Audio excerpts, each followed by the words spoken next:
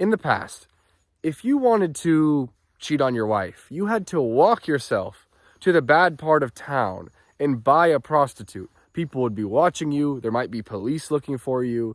To indulge in a bad sexual habit, you had to actually put yourself at risk and walk through the scary areas and take that social shame of being that person that's doing that. There were actual consequences and steps you had to take. If you wanted to gamble, the same was true. You had to find like an underground casino of some kind and walk there and meet the right people and like carry a gun on you because maybe it was dangerous. And obviously this is going to differ based on historical conditions, but the point stands that to do these things, you had to take difficult actions that would actually take some time to do. Another example would be, if you are starting a business now, you can go from starting the business and having the business doing well and having the momentum start to gather. And then the next day, you can watch porn, you can eat a terrible meal, you can hang out with you can talk to terrible people, you can go on a terrible website and hear terrible opinions about how your business is going to fail, how the economy is going to crash, how everything is completely hopeless. Do you see what I mean? You can immerse yourself in the most negative possible energies instantly. It's 2 clicks away.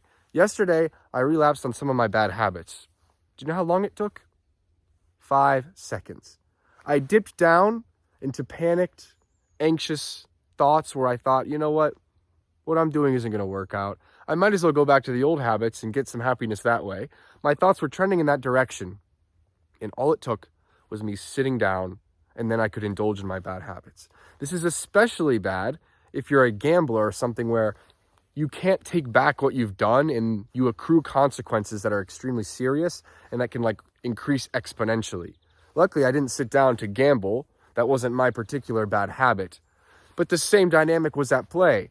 I could not even indulge the bad thoughts for 30 seconds because the computer is right there. The websites are right there. Which means, guys, more so than medieval people, the medieval monks, we actually have to maintain really, really strong mental discipline because, unlike monks, we aren't distanced from anything bad that might attract us. We are the least distanced of anyone in human history. All of us live 10 centimeters from the bad part of town where the prostitutes are. All of us live right next to the place where we can buy drugs. All of us live right next to the house full of negative people who want to take away our dreams and spread gossip and be cruel and teach us how to be cruel to others. Do you see what I mean?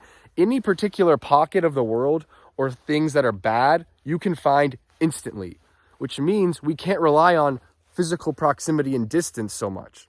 If you have a computer, you can find anything instantly. And yes, you can put blockers on. Those things help to kind of simulate actual physical distance from those things. But we all know you can get through those blockers. Most people, when they install those things, within a few days, they know the password, they get through, or they just find another way around it. Even if they can't go to that particular website, they can find something that's basically the same thing. So these blockers aren't that effective. What is effective and what needs to be maintained is an elevated level of thinking wherein we don't dip into the state where we're going to go and do those things, even for a second, because now a second is all it takes. And that is the main thing I want you to take away from this. In the past, if it's the 1850s, I need to be in a negative head frame for quite some time to go and do the bad thing. It wasn't right at my fingertips. Now, if you're a degenerate, if you're evil, if you're an addict, if you slip into those mind frames for 30 seconds, bam, you can inhabit those behaviors and just get carried away in the momentum of those activities instantly. It's never been easier, which means we need to be more disciplined than those people. And this is why monk mode and dopamine detox are so popular. I mean, think about it. A guy like, Carl Jung, a guy like Teddy Roosevelt, whoever you want to pick, was constantly in dopamine detox. All he had to look at were brick buildings and forests and mountains and a train every now and then.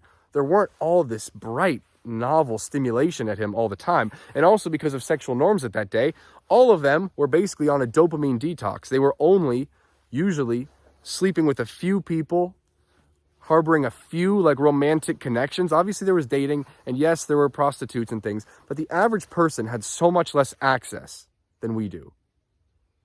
So what we can do is instead of hoping that we could just wish it all away and go back to that time, all we can do is maintain mental discipline, which means not going down that path even for a few seconds in our own minds, not entertaining those bad thoughts, which is why I think meditation is extremely important. And these protocols like dopamine detox are so important because we need those rails as if we're bowling as children to keep us there. Because if we don't have them, if we deviate for a second on the wrong path, we're lost. That's all.